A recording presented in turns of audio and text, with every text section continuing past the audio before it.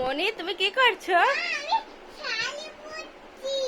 শাড়ি পরছো? তুমি শাড়ি পরতে পারো?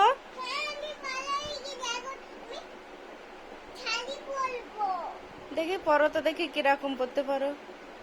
বাবা, মনি তো অনেক সুন্দর করে শাড়ি পরতে পারে। তোমার এখন বিয়ে হবে?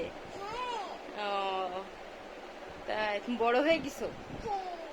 তাই?